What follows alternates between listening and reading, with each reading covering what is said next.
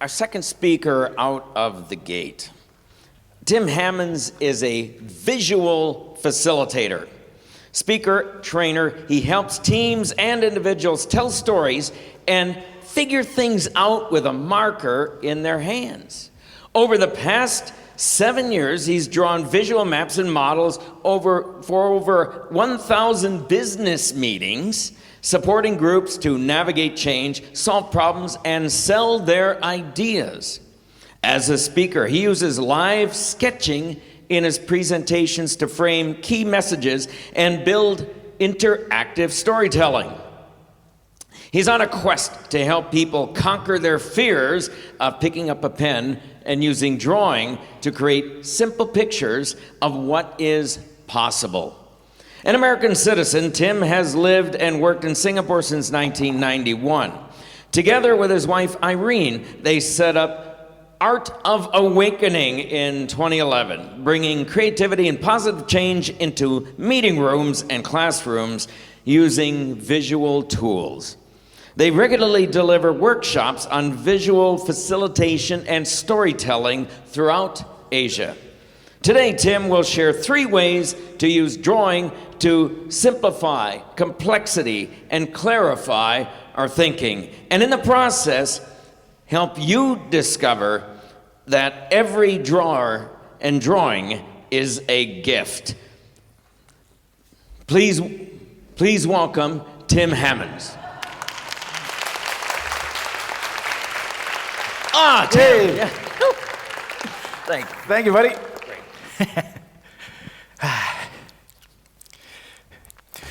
So, how many of you have ever gone into a business meeting or perhaps in a personal project and you made a drawing? Later you look at that drawing in front of you and you think, man, my drawing sucks. Have you had that experience?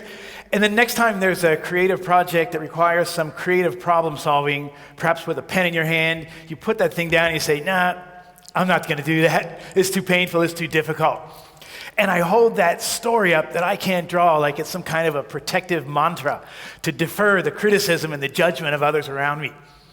And the thing is, those stories I can't draw, maybe I'm not creative, I'm not good enough, we kind of hold them around us and they kind of bear us down a little bit and become like this tangled ball of string. And then someone says, I need some new thinking, and you're walking around like this, right? So these limiting beliefs kind of hold us down and tie us down. I believe that if we can start to tease out some of those stories, extract some of those limiting beliefs, and just look at them a little bit, or love them, or let them go, that we can perhaps embrace and reclaim some of that creativity that we may have lost. Okay?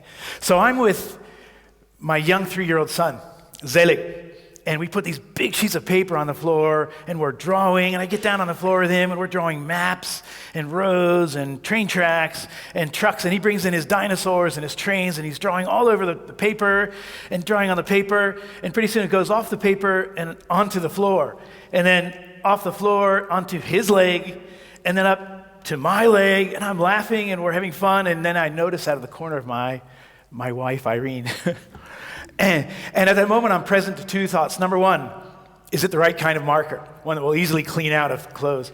Number 2, I'm watching this joyful little boy who's exploring his world with a marker in his hand. And I can't help but wonder, when is someone going to tell him to stay within the lines? When is someone going to tell him that a cloud is not blue? A tree does not do that? When is he going to tell himself that his drawing is not good enough? So if I ask you a question, how many of you can draw? A few hands? We have good hands. So we're in SOTA, School of the Arts, a place that embraces creativity. I would hope there's an above average here. Some of you might have, used drawing and creative tools in your day-to-day work or personal exploration. So if that's the case, I like to consider the greater context of creativity for yourself. World Economic Forum says the number 1 job skill in 2020 is creativity. So we can relook at some of these definitions and some of these stories around our creativity and what we want to do with that. So today, I'm going to give you an experience. We learn best through an experience. And I'm going to give you an experience where So if I were to invite you all to pick up a pen and draw a picture with me, how many of you would suddenly find you have somewhere else to go? Something else to do? That's what we're going to do today. So that's the invitation.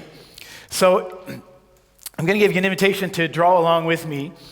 And in the process, present 3 keys and a simple framework for how you can reclaim drawing as a very practical thinking skill, as a way to simplify complexity and to create a picture for your future. And the way that we're going to do that is through drawing. So you have some cards and a marker around. So if you can take those out and just have them with you. So I'm going to share a story, and at key points along the story, I'm going to pause and invite you to draw along with me. Simple things really quickly. All right?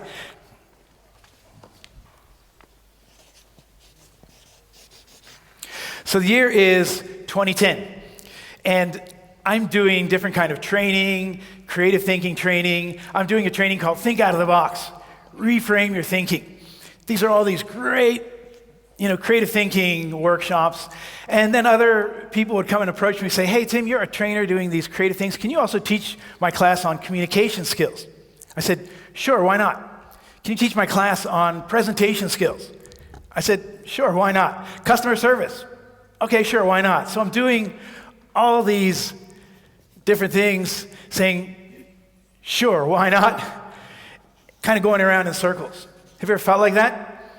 And I realized that the challenge there is I wasn't growing, I wasn't standing out. I was kind of caught in my own comfort zone, afraid to step out, afraid to stand out, afraid to break that cycle. How do I get out of there and differentiate myself? And because of what we're doing, going everywhere, there was also a financial challenge. And how do I take care of my family? So there's that challenge. And the other part of the challenge is, how am I growing, both personally and professionally? So I've drawn 3 simple pictures there to represent a challenge. So my invitation to you here at Raise Your Game 2019, what is a challenge that you can identify for yourself? What is something that you would like, an area that you might like to improve on? So I drew 3 simple pictures here about comfort zone, about money, and about growing. So here's where we take out a card. Take out one of the cards and a marker. Can you have that? And you can draw one of these if it makes sense, or draw another simple icon, simple visual element to represent a challenge for yourself. Please take out a card, and 30 seconds, please begin. So it's a question about what is a challenge area for me.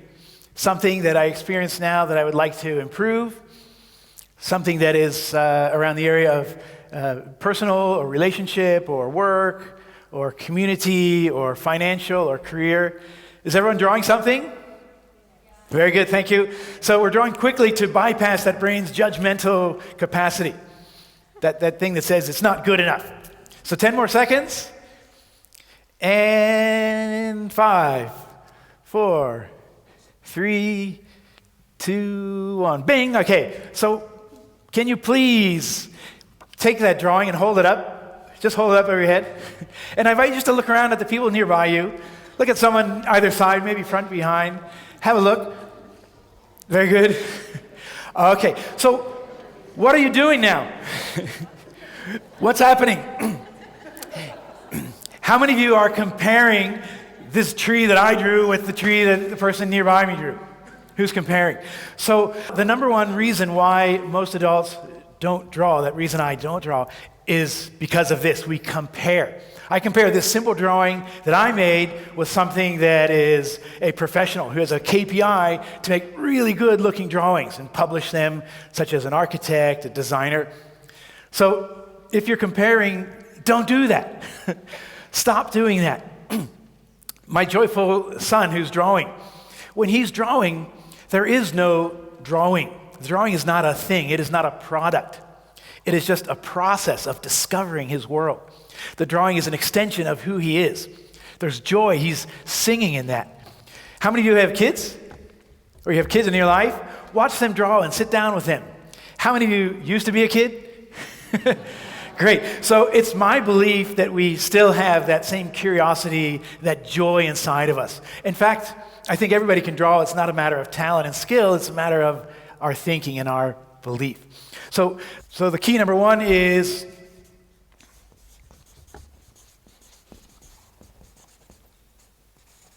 stop comparing and instead replace it with curiosity. Replace your comparison with curiosity. So that's number one in our challenge. So I'm over here, there's this challenge going on, and I became curious. What else is out there? What else can I do? And I recognized, I found a community of people around the world, visual practitioners doing this work that I'm doing. And I got very excited because as I just explored further, I felt this is something that can help me to unlock my gifts and my passion. And so I got very excited about that, unlocking my gifts and my passion. And through doing that, I can creatively be in service to others. So what's possible for you? I like to consider, here's your question again with a card, thinking with a marker in your hand. What's possible for you looking forward? What's something that motivates you, something that you want? It's a quality, it's a skill, it's an environment, a community, it's resources and tools, it's being in creative service. Take 30 seconds and a card. You can draw one of mine or draw something of yourself. What's possible for you? What's emerging for you? What can you see? What motivates and drives you? Something that can drive you going forward. A simple drawing, 30 seconds. And while you're drawing that, what's possible? What motivates you? This is something of my dream. What is something of your dream? Albert Einstein said to make things as simple as possible, but not simple. And I think that's what we're doing here is simplifying. Making it simple to clarify so we can work and move forward.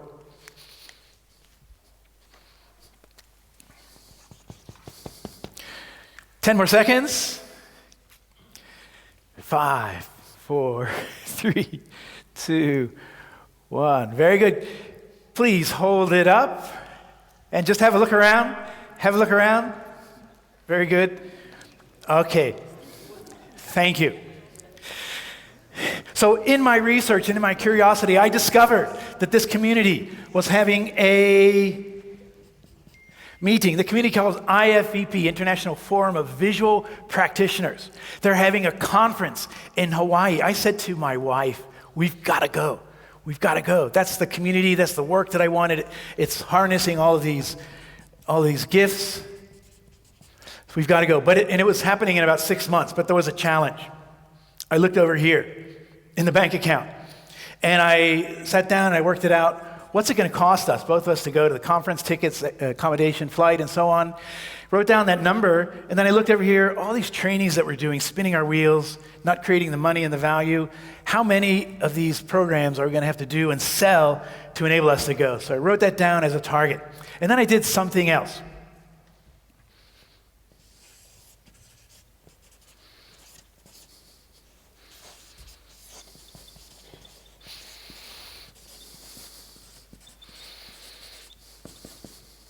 I drew a simple picture.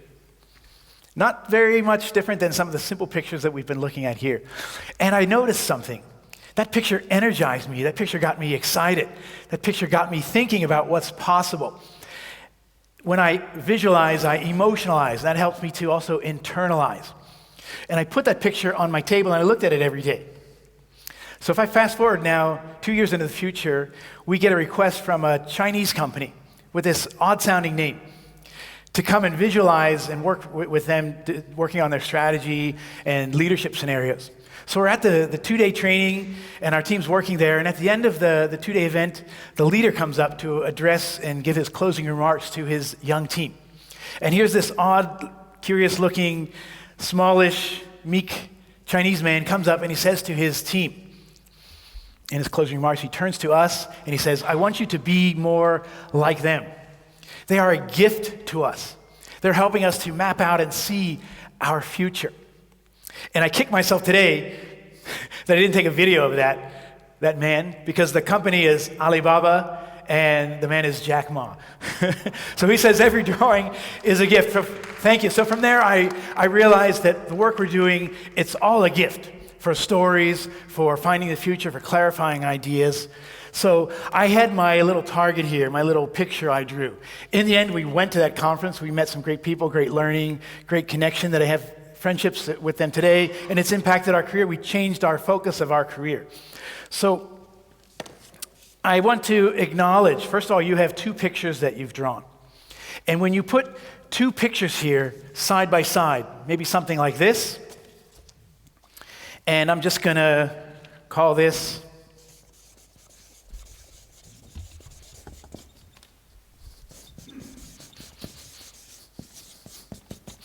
when you have two pictures here side by side, one at the current, one in the future, our brain doesn't like that. It doesn't like a void, a gap. It gets very busy trying to close that gap, going back and forth.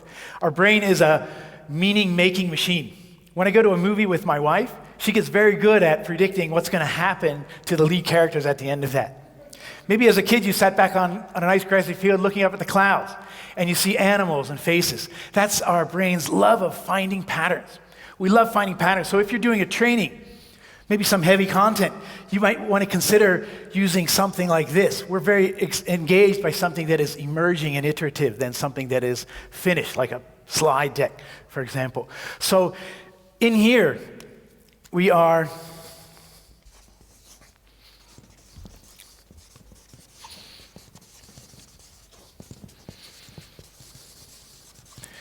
that one is drawing your future.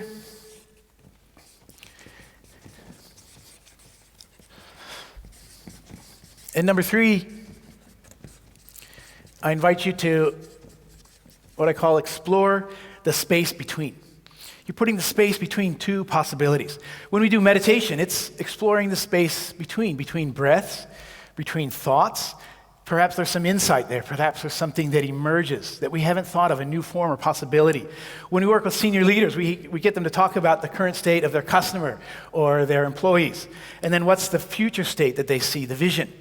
And then the hard part, the real meat of that conversation is in the middle. That's a little trickier, but it's easier now because we've created this map to help them connect the dots and see possibilities. So I encourage you to see with your two pictures what is emerging for you in between. When I put this together into our conference, what I saw emerging was we now had a very clear picture in which to focus. I realized there's this whole new world of visual facilitation that is at the intersection of many other worlds, learning and development, HR and training and so on, so many different worlds. And I felt like I had a clear path to the future, right? Doing what I love and in service to others. So consider what is something that's emerging for you. On your last card, 30 seconds, have a quick drawing. And I realize 30 seconds is a bit short for something of such magnitude, but go ahead and have a go. Have a go at it. What's emerging in the space between? A simple drawing, the possibilities when you put two pictures together.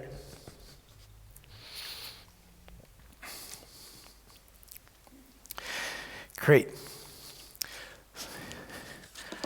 So I'd like to acknowledge you for a moment. Number 1, you've made 3 pictures. And I tricked you a little bit to make those pictures because we didn't give you a lot of time, but we deferred that critical mind. So I'd like you to consider that there is no such thing as a bad drawing. It's only good enough. We're changing our language. So my little son Zelig, when he's drawing, I can't keep all those drawings that are on the floor, right? It's just, for the moment, there's joy and there's learning. And if you consider that drawing that you made at the beginning, what I asked you at the beginning statement when you're in that meeting, maybe it's because you were tired and frustrated, and out of sheer fatigue and frustration, you pull out a paper and a marker, and you scribble down and you say, here's what I mean. And finally, your team says, aha, I get it. Now we see what you mean. So every drawing that you make has a possibility. These simple drawings that you've made today are seeds of what's possible for you. Every drawing has a story. And I believe that every drawing is a gift. Thank you.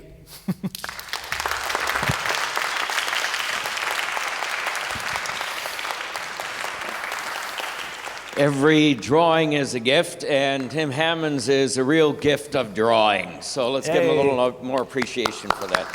Thank you. Thank you.